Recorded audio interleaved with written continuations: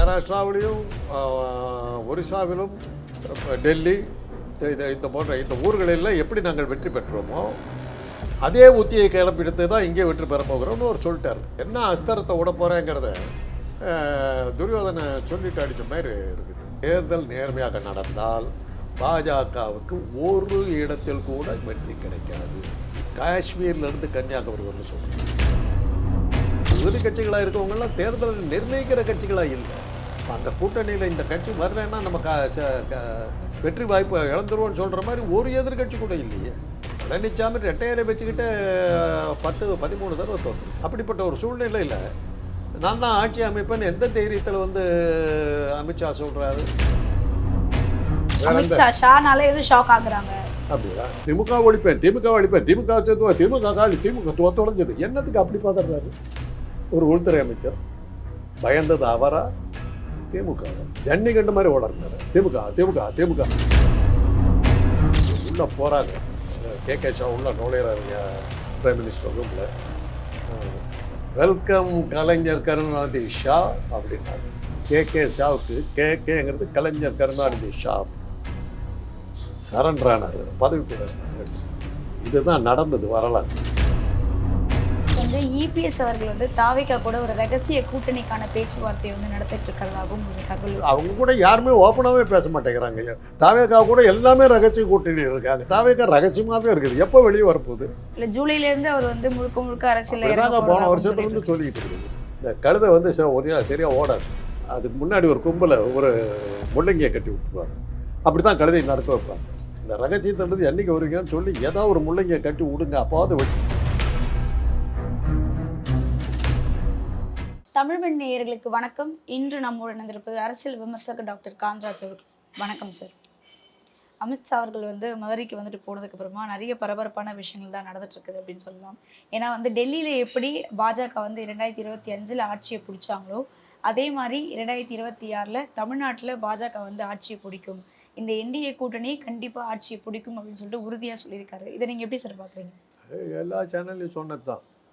என்ன செய்ய போறேங்கிறது சொல்லிட்டார். நீங்கள் யாருக்கு வேணாலும் ஓட்டு போடுங்க, ஆட்சி நாங்கள் தான் அமைப்போன்ட்டார். டெல்லியில் அப்படி தான் பண்ணார். அதே தான் இங்கே பண்ண போகிறேன்னு அதாவது என்ன அஸ்திரத்தை விட போகிறேங்கிறத துரியோதனை சொல்லிட்டு அடித்த மாதிரி இருக்குது. ஆளுங்கட்சியாக இருக்கிற திமுக அதை கவனிக்கணும். மகாராஷ்டிராவிலையும் ஒரிசாவிலும் டெல்லி இந்த போன்ற இந்த ஊர்களில் எப்படி நாங்கள் வெற்றி பெற்றோமோ அதே உத்தியை கிளப்பிடுத்து தான் இங்கே வெற்றி பெற போகிறோம்னு அவர் சொல்லிட்டார். அது என்ன உத்திங்கிறது உலகத்துக்கே தெரியும். ஸோ நீங்கள் ஜாக்கிரதையாக இருக்கும். மக்களை இன்றைக்கி மக்கள் ஓட்டு போடுறதுக்கு தயாராக இருக்காது. ஆளுங்கட்சி கூட்டணிக்கு ஓட்டு போடுறதுக்கு தயாராக இருக்காது. தேர்தல் நேர்மையாக நடந்ததுன்னா நான் எல்லா இடத்துலையும் சொல்கிறது ஒன்று தான். தேர்தல் நேர்மையாக நடந்தால் பாஜகவுக்கு ஒரு இடத்தில் கூட வெற்றி கிடைக்காது. காஷ்மீர்லேருந்து கன்னியாகுமரி வந்து சொல்கிறேன். தமிழ்நாடு அப்படி சொல்லிட்டார். காஷ்மீரில் ஆரம்பித்து கன்னியாகுமரி வரையிலும் இருக்கிற அனைத்து தொகுதிகளிலும் ஒரு இடத்தில் கூட பாஜக ஜெயிக்காது. அதுதான் உண்மையான நிலவரம். ஆனால் அவங்க கையில் ஒரு அஸ்திரம் ஒன்று இருக்குது, ஓட்டிங் மிஷின். அந்த அஸ்திரத்தை அவங்க பயன்படுத்துவாங்க. அதுதான் பிரம்மாஸ்திரம். அந்த பிரம்மாஸ்திரத்தை உடைக்கிற வழியே பார்க்கணும் இவங்க எதிர்கட்சிகள்லாம். அதை பார்த்தாங்கன்னா சரியாகும். அதனால் அதில் ரெண்டாவது எனக்கு இன்னொரு வேடிக்கை என்னன்னா, என்டிஏ கூட்டணிக்கு தமிழ்நாட்டை பொறுத்தவரையிலும் பெரிய கட்சி யார்? ஏடிஎம்கே. அதிமுக தான் தமிழ்நாட்டு பெரிய கட்சி. அவங்க கூட கூட்டணியில் இருக்கிறதுக்கு தொண்டர்கள் யாரும் இருக்காங்க அப்படின்னு சொல்கிறதுக்கு ஒரு கட்சி இருக்குதுன்னா அது அவங்க தானே அதை சொல்லணும். தமிழ்நாட்டில் என்டிஏ கூட்டணி நாங்கள் இருக்கும் என்டிஏ கூட்டணி வெற்றி பெறும், ஆட்சி அமைப்போம்னு சொல்ல வேண்டியது அவங்க. அதில் கூட்டணி கட்சிகளுக்கும் பதவி கொடுப்போம்னு சொல்ல வேண்டியது அவங்க, அதிமுக. இவர் என்ன சொல்கிறாரு? இவர் எப்படி சொல்லலாம்? இப்போ காங்கிரஸ் திமுகவோட கூட்டணியில் இருக்குது. அவங்க என்றைக்கு தமிழ்நாட்டில் நாங்கள் தான் ஆட்சி அமைப்போம், அதில் திமுக இருக்குன்னு அவங்க சொல்லலை. என்ன அந்த கூட்டணியில் திமுக தான் பெரிய கட்சி. அதனால் திமுக தான் பூரா தகவலையும் வெளியிடும். யார் இது பண்ண போகிறோம், எந்த தொகுதியில் யார் நிற்க போகிறாங்க, அந்த தொகுதி உடன்பாடு எல்லாமே திமுக தலைமையில் தான் நடக்கும். அதே மாதிரி தான் அதிமுக தான் இங்கே பெரிய கட்சி. உங்களுக்கு ஒரு ஆஃபீஸ் இருக்குது, ஒரு 4-5 ஆளுங்க இருக்காங்க. தவிர பாஜகவுக்கு என்ன இருக்குதுங்க? சில ஊடகங்கள், உங்களை கண்டு பயந்து நடிகை இருக்கிற ஊடகங்கள் தவிர வேறு யார் இருக்கிற? கூட்டம் ஏதாவது உண்டா உங்களுக்கு தொண்டர்கள் யாராவது உண்டா? யார் இருக்கிறா? அப்படிப்பட்ட ஒரு ஆள் நீங்கள் வந்து கூட்டணி ஆட்சி அமைக்குன்னு சொன்னால் என்ன அர்த்தம்? பழனிசாமி யார் உங்களுக்கு கீழேன்றத? அதாவது என்ன சொல்கிறீங்கன்னா, எனக்கு கீழே நீ இருக்கிற ஜாக்கிரதைன்னு பழனிசாமிக்கு ஒரு எச்சரிக்கை கொடுத்துட்டு போயிருக்காரு. மரியாதையாக இருந்துக்கான்னு போயிருக்காரு. நயனா நாகேந்திரன் அவர்கிட்ட இந்த கேள்வியை கேட்டப்போ அவர் சொன்னது எடப்பாடி ஆட்சி அமைப்புல தான் வந்து நடக்கும், அவர் கீழே தான் கண்டிப்பா இருக்கும் அப்படின்ற மாதிரியும் சொல்லியிருக்காரு. நயனார் நாகேந்திரன் இன்னும் கட்சியில் சரியாக வரலன்னு அர்த்தம். அமித்ஷாவை வந்து அக்செப்ட் பண்ணலைங்கிறது அந்த கட்சியிலே அக்செப்ட் பண்ணலைங்கிறது நல்லா தெரிஞ்சிருக்கு. இப்போ நயனார் நாகேந்திரனுடைய இந்த பதில் வந்து அமித்ஷாவுக்கு எதிர்ப்பாக கொடுத்தது. அப்படிலாம் அப்படிலாம் நீங்கள் பேசக்கூடாது, இங்கே வந்து அவங்க இப்போ அதிமுக சொல்கிற பேச்சை தான் நீங்கள் கேட்கணும்னு அமித்ஷாவுக்கு நயனார் நாகேந்திரன் உறுதி பண்ணியிருக்காரு. இதுக்கு முன்னாடி ஒன்று நடந்தது. இந்த கூட்டத்தை இது பண்ணும்போது அண்ணாமலை வந்த உடனே எழுந்த கைத்தட்டல் நீங்கள் பார்த்தீங்கல்ல? ஆமாம். ஆக என்ன அர்த்தம்? அண்ணாமலை சொன்னார், அமித்ஷா எனக்கு கீழே நீங்கள் இருக்கீங்க, நான் தான் இங்கே தலைவன், அதனால் எனக்கு கீழே நீங்கள் இருக்கீங்க, உங்களை விட நான் செல்வாக்கு மிகுந்தவன்னு சொல்லி அவர் சொல்லிட்டாரு. அமித்ஷா சொன்ன கருத்துக்கு மாறுபட்ட கருத்தை நயனார் நாகேந்திரன் சொல்லியிருக்காரு. ஆக பாஜகவில் இருக்கவங்களே அமித்ஷாவை ஏற்றுக்கல. முதல்ல அதை ஏற்றுக்க வைக்கிற வழியை அமித்ஷா பார்க்கணும். உங்கள் கட்சிக்குள்ளார உங்களை ஏற்றுக்கிறாங்களாங்கிறத பாருங்கள். அப்புறம் நீங்கள் ஆட்சி அமைக்கிறத பற்றி, இது தேர்தல் வாக்கு எந்திரத்தை பயன்படுத்துறதை பற்றி அதெல்லாம் பேசணும். அவ்வளோதான் நம்ம சொல்லுவோம். நயனா நாகேந்திரன் நிறைய கேள்விகள் எழுப்பப்பட்டப்போ இது கூட்டணி கட்சியா இல்லை கூட்டணி ஆட்சியா அப்படின்ற மாதிரியும் நிறைய கேள்விகள் வந்து எழுப்பப்பட்டது. இதை நீங்கள் எப்படி பார்க்குறீங்க? கூட்டணி ஆட்சின்றது வந்து அது வந்து சொல்ல வேண்டியது பழனிசாமி சொல்லணுமா? நாங்கள் ஆட்சி அமைப்போம், அதில் வந்து மந்திரி சபையில் பாஜகவும் சேர்த்து கொள்ளப்படும், அவ்வளோதான். அப்படி சொன்னால் தான் இதாகும். நாங்கள் தனித்த ஆட்சி அமைப்போம்னு சொல்லிட்டாங்க, என்ன பண்ண முடியும்? கலைஞர் அப்படி தான் மிரட்டினாங்க. போன தேர்தலுக்கு முன்னாடி தேர்தலில் கலைஞர் இருக்கும்போது காங்கிரஸ் வந்து குலாம் நபி ஆசாத் கீழே உட்காந்து பேசுகிறாரு, இத்தனை தொகுதி வேணும் அப்படிங்கிறாரு. மேலே வந்து அமலாக்கத்துறை வந்து தயாளம்மாவை வந்து 2G வழக்கில் கைது செய்வோன்னு சொல்லிகிட்டு இருக்காங்க. இதுக்கு இப்போ கூட்டணி ஆட்சிக்கு நீ ஒத்து வரலன்னா தயாளம்மா சிறைக்கு போவாங்கன்னு பிளாக்மெயில் பண்ணாங்க. கலைஞர் பார்த்தாரு, ஓகே எவ்வளோ சீட்டு உங்களுக்கு? 60 எடுத்துங்க நில்லுங்கன்ட்டார். திமுககாரருக்கு வழக்கப்படி அவங்களுக்கு தனக்கு மாத்திரம் ஓட்டு போட்டு பேசாமல் போயிட்டாங்க. இவங்க தான் பெரிய கட்சியாச்சு, அகில இந்திய கட்சியாச்சு, 4 இடம். அன்னைக்கு உளுந்த காங்கிரஸ் இன்னைக்கு உள்ள எந்திரிச்சு வாயை திறக்கல. அதோட கூட்டணியில் பேச்சுக்கு இதே இல்லை. உனக்கு 4 சீட்டு, உன்னுடைய யோகியத்தை, உன்னுடைய தனிச்சை நின்னா நீ 4 இடம் தான் ஜெயிப்பா, அவ்வளோதான் அவங்க தான். பாஜகவுக்கு அது கூட இல்லையே, இன்னைக்கு உள்ள அவங்க தனியாக நிற்கலையே. வானதி சீனிவாசனுடைய வெற்றி உலகத்துக்கே தெரிஞ்ச வெற்றி, எப்படி ஜெயிச்சாங்கன்னு. கமலஹாசன் அரசியலை புரிஞ்சுக்கிட்டதே வானதி சீனிவாசன் வெற்றி இல்லை தான் புரிஞ்சுக்கிட்டார். மக்கள் ஓட்டு போடுறதும் தேர்தல் வெற்றிக்கும் சம்மந்தம் இல்லைங்கிறது அன்றைக்கி தான் அவருக்கு தெரிஞ்சுது. இன்றைக்கி அவங்க இது முதல்ல வந்து இவங்க இதெல்லாம் இந்த கூட்டணி ஆட்சியாக என்னங்கிறத வந்து சொல்ல வேண்டியது கூட்டணியில் இருக்கிற பெரிய கட்சி. தமிழ்நாட்டை பொறுத்தவரையிலும் திமுக அல்லது அதிமுக தான். மற்றவங்கெல்லாம் உதிரி கட்சிகள் தான். மற்றவங்க எல்லாமே ஓட்டுகள் சிதறாமல் இருக்கிறதுக்கு தான் அவங்கள சேர்த்திக்கிறோம். இன்னும் சொல்லப்போனால் இந்த உதிரி கட்சிகளாக இருக்கவங்கெல்லாம் தேர்தல் நிர்ணயிக்கிற கட்சிகளாக இல்லை. இப்போ அந்த கூட்டணியில் இந்த கட்சி வரலைன்னா நம்ம வெற்றி வாய்ப்பை இழந்துருவோம்னு சொல்கிற மாதிரி ஒரு எதிர்கட்சி கூட இல்லையே. எல்லாம் ஆல்சோ ரானுங்க அந்த மாதிரி தானே இருக்காங்க. நாங்களும் பங்கெடுத்துக்கிட்டோங்கிற மாதிரி தான் இருக்காங்க. இன்றைக்கி எதிர்கட்சிகள் பெரிய செல்வாக்கான கட்சிகள் யாருமே இல்லை. பழனிசாமி ரெட்டையரை வச்சுக்கிட்டு 10-13 தடவை தோற்றுருக்காரு. கடைசி 3 எலெக்ஷனில் நிற்கவே இல்லை. அப்படிப்பட்ட ஒரு சூழ்நிலையில் நான் தான் ஆட்சி அமைப்பேன்னு எந்த தைரியத்தில் வந்து அமித்ஷா சொல்கிறாரு? அவருக்கு இருக்கிற ஒரே தைரியம் வாக்கேந்திரம் தான். மக்கள் செல்வாக்கு கிடையாது. அவருடைய கூட்டணி கட்சிகள் எந்த இடத்துலையுமே ஜெயிக்கலை. ஒரு முக்கியமான கூட்டணி கட்சி 3 தேர்தலில் நிற்கவே இல்லை. அப்படிப்பட்ட ஆட்களை எல்லாம் ஒன்றா வச்சுக்கிட்டு ஆட்சி அமைப்போன்னா என்ன அர்த்தம்? தேர்தலில் இங்கே இந்த லட்சணத்தில் நடக்கும்போதுங்கிறதுக்கு அவர் போய் சொல்லிட்டு போயிட்டார். அது வழக்கமாக அவர் செய்கிறது. போன தேர்தலில் நீங்கள் பார்த்தீங்கன்னா தேர்தலுக்கு முன்னாடி 3 தடவை வந்துட்டு போனார். கட்சியை பார்த்து பேசுறதுக்கு வர்றதில்லை. தேர்தல் ஆணைய அதிகாரிகளை கூப்பிட்டு எலெக்ஷனில் என்னென்ன பண்ணணும்னு சொல்லி இன்ஸ்ட்ரக்ஷன் கொடுக்கறதுக்கு வர்றது. இதுக்கப்புறம் அடிக்கடி அவர் வந்து தமிழ்நாட்டுக்கு இன்னும் 2 தடவை வருவார். கடைசியாக வந்து நிற்பார், என்னென்னலாம் செய்யணும்னு சொல்லி இன்ஸ்ட்ரக்ஷன் கொடுத்துட்டு போவார். அதுக்கு தகுந்த மாதிரி தான் தேர்தல் முடிவுகள் வரும். அதைத்தான் இப்போவே சொல்லிட்டார். டெல்லியில் எப்படி ஜெயித்தோமோ, மகாராஷ்டிராவில் எப்படி இது பண்ணோமோ, இதில் அந்த ஏதோ ஒரு சின்ன ஊரெல்லாம் ஒரிசாவில் எப்படி ஜெயிச்சோமோ அதே மாதிரி தான் இங்கேயும் நாங்கள் ஜெயிப்போம் அப்படின்றதுல என்ன அர்த்தம்னா அங்கே பண்ணது தான் இங்கே பண்ண போகிறோம்னு அதையும் சொல்லிட்டார் அவர். என்ன செய்ய போகிறோங்கிறதையும் சொல்லி மறைமுகமா சொல்லியிருக்காரு. மறைமுகமாக சொல்ல ஓப்பனாக தான் சொல்லி ஓப்பனாவே. அங்கே செய்யறதை இங்கே செய்ய போகிறோம் ஜாக்கிரதை அப்படின்ட்டு. அங்கே என்ன செஞ்சாங்கிறது எல்லாத்துக்கும் தெரியும். ராகுல் காந்தி நேற்று கூட கேட்குறாரு, 6 லட்சம் பேர் எப்படி ஒரு மணி நேரத்தில் ஓட்டு போட்டாங்கிற கேள்விக்கு இந்த நிமிஷம் ஒன்றும் பதில் வரல. தேர்தல் ஆணையரை நியமிக்க வேண்டிய அந்த கமிட்டியை நீங்கள் வந்து மாற்றி வச்சுக்கல, அதுக்கு என்ன பதில் அப்படின்னு கேட்டதுக்கு இன்னைக்கு உள்ள தேர்தல் ஆணையர் பதில் சொல்லுங்க. கேட்ட கேள்விகளுக்கு பதிலே வரலையே அவங்ககிட்ட. ஆக தேர்தல் ஆணையம் தான் அவங்களுக்கு இருக்கிற ஒரே அஸ்திரம். ஏன்னா மற்ற எல்லாம் காலியாகி போச்சு. கவர்னர்கள் வந்து கையை விட்டு போயாச்சு. சட்டத்துக்கு சட்டம் போட்டாச்சு, கவர்னர் ஒன்றும் இல்லைன்னு. அடுத்தது அமலாக்கத்துறையை வந்து உச்ச நீதிமன்றம் நீ யாருன்னு கேட்டுடுச்சு. இந்த 2 பெரிய அஸ்திரங்களும் போயிடுச்சு. பாக்கி இருக்கிற ஒரே பிரம்மாஸ்திரம் வாக்கியந்திரம் தான். அது 2 இல்லாத ஒரு சூழ்நிலையில் இப்போ வரப்போகிறாரு. என்ன பண்ண போகிறாரு பார்க்கலாம். என்னைக்கு அமலாக்கத்துறையினுடைய பல் பிடிக்கப்பட்டு விட்டதோ அன்றைக்கே கூட்டணி கட்சிகள் யாரும் அமித்ஷாவுக்கு வந்து பயப்பட மாட்டாங்க. அவங்களுக்கு இருந்த ஆயுதம் அதுதான். பழனிசாமி எப்படி கூப்பிட்டாரு, போன தடவை வந்தபோது வரமாட்டேன்னாரு. 12 மணி வரலும் வெயிட் பண்ணுறாரு. பழனிசாமி வர்றதுக்கான இது அடையாளமே காணும். அவங்க சகல வீட்டில் ரைடு. உடனே என்னான்னாரு, வரணுன்னாரு. அண்ணாமலை இருந்தால் வர முடியாதுன்னாரு. அண்ணாமலை நீக்கி விட்டேன்னு ஒரு போய் செய்தி போட்டார். அதை நம்பிக்கிட்டு ஒரு போனார். அவர் அமித்ஷா வழக்கப்படி என்ன இப்போ சொன்னாருங்கிறது புரிஞ்சு போச்சு. போய் பேசியிருக்கேன். அவரை வரவழைக்குது. அங்கே உட்கார வச்சு அண்ணாமலை தான் தலைவர் அப்படின்னாரு. பழனிசாமி அவரோட புத்திசாலிக்கு பொறுப்பு இல்லைரு.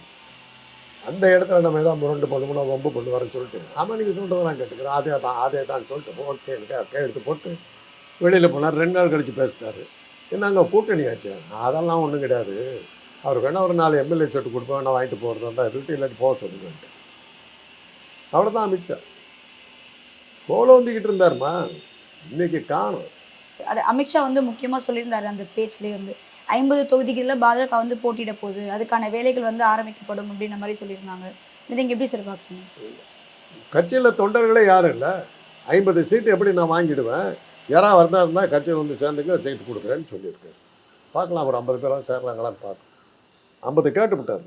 ஆள் இருக்காங்களா 50 பேர் இருக்குது தமிழ்நாட்டில். அது இல்லை பெரிய பிரச்சனை. நான் ஏற்கனவே ஜெயிச்ச அந்த 4 பேர் விட்டா அண்ணாமலைக்கு ஒரு சீட்டு கொடுக்கலாம், விட்டா ஒரு யாரோ 2-3 பேர்த்துக்கு கொடுக்கலாம். 50 பேர்த்துக்கு எங்கே போவார்? அப்படிதாம்மா ஒரு நடிகர் ஒருத்தர் கட்சி ஆரம்பித்தார். ஊன்னு டான்ஸ் ஆடினார். நீங்கள் அந்த கட்சி யாரத்தால் இல்லாமல் போயிடுச்சு. ஆனால் இன்னும் அந்த பேரை வச்சுக்கிட்டு உட்காந்துட்ருக்காரு. சரத்குமார் பேரை சொல்கிறேன். 20-25 சீட்டு கொடுத்து விட்டாங்க. ஆள் இல்லை கட்சியில். அவர் சரண்டு பண்ணிட்டார், எனக்கு வேணான்ட்டார். இது மாதிரி நிறையா இருக்குது. இப்போ நான் ஒரு கட்சி ஆரம்பிச்சுட்டு நான் வந்து எனக்கு இவ்வளோ கூடன்னு சொல்லி கொடுத்து விட்டாங்கன்னு வச்சுக்கேன், என்கிட்ட யார் இருக்கா? அந்த மாதிரி தான் நிறைய தமிழ்நாட்டில் பல கட்சிகளுக்கு தொண்டர்களே இல்லை. ஒரு காலத்தில் இருந்தாங்க. இப்போ பாமக இருந்தது. தேர்தலில் நிர்ணயிக்கிற அளவுக்கு சக்தி வாய்ந்தவங்களாக இருந்தாங்க.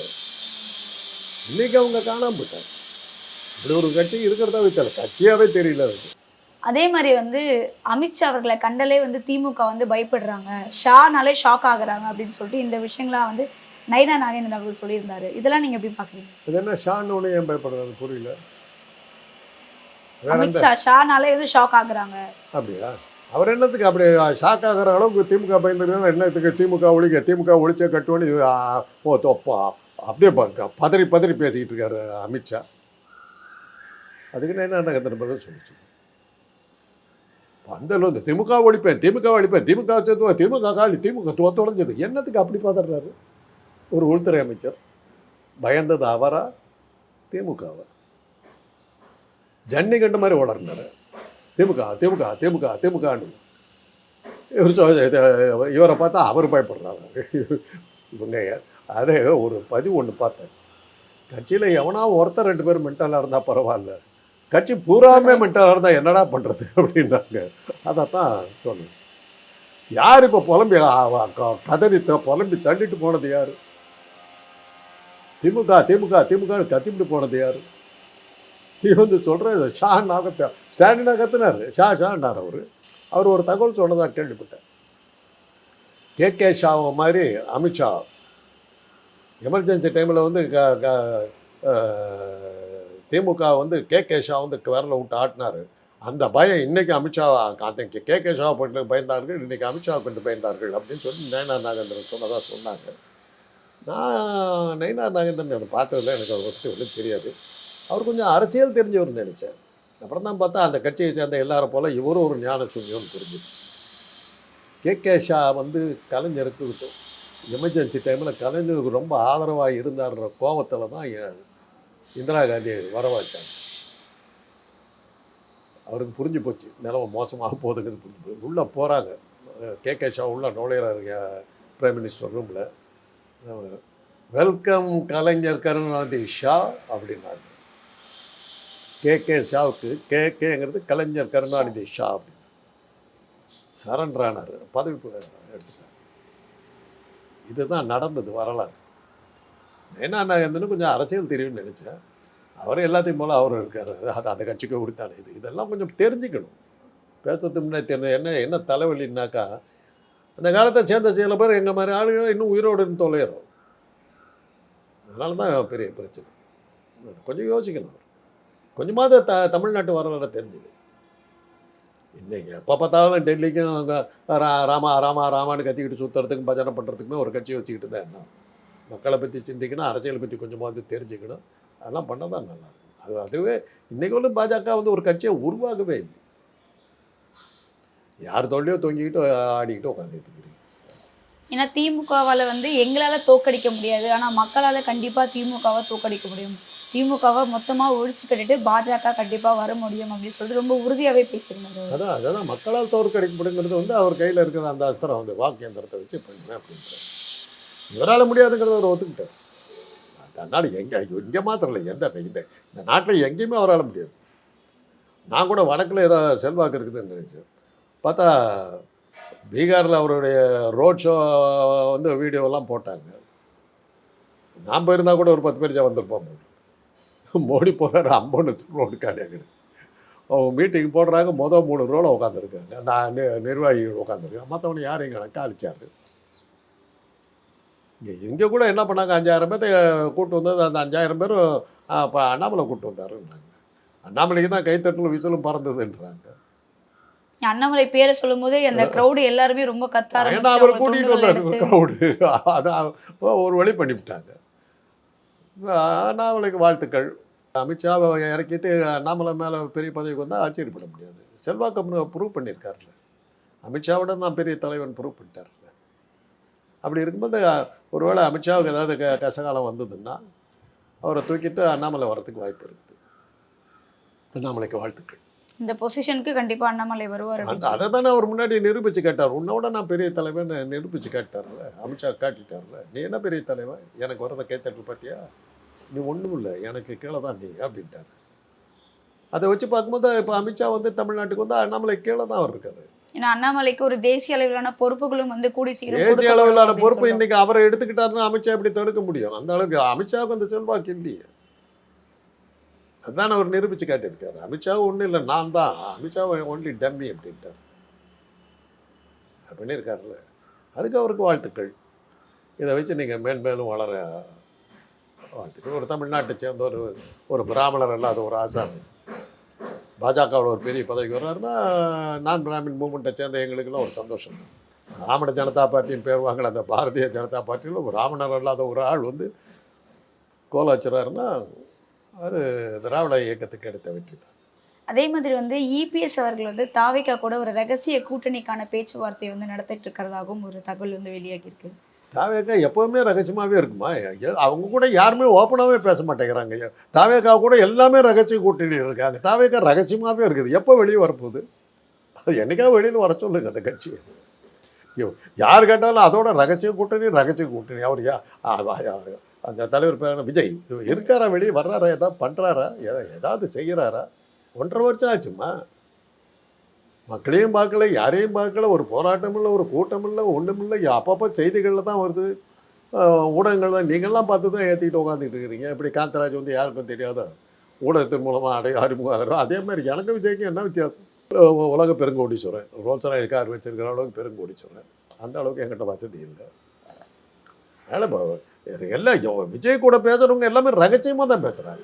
அது என்னைக்கு வெளியே வரப்போறார், பொதுமக்கள்கிட்ட வரப்போறாருன்னு கொஞ்சம் சொன்னீங்கன்னா நல்லா இருக்கும். இல்ல ஜூலைல இருந்து அவர் வந்து முழுக்க முழுக்க அரசியல்ல இறங்க அப்படிதாங்க போன போறதா வருஷத்துல சொல்லிட்டு இருந்து சொல்லிக்கிட்டு இருக்கிறீங்க. இது அடுத்த மாதத்துல இருந்துன்னு சொல்லிக்கிட்டே இருக்கிறீங்க. ஒரு ஒரு உதாரணம் சொன்னால் தப்பாக இருக்கக்கூடாது. இந்த கழுதை வந்து சரியாக ஓடாது. அதுக்கு என்ன பண்ணுவாங்கன்னா, அதுக்கு முன்னாடி ஒரு கொம்பில் ஒரு முள்ளங்கியை கட்டி விட்டுருவாங்க. கட்டி அது மூஞ்சிக்கு முன்னாடி தூங்கும். அதை பிடிக்கலான்னு அது போகும்போது அப்படியே நடந்து போயிட்டு இருந்துடும். அப்படி தான் கழுதையை நடக்க வைப்பாங்க.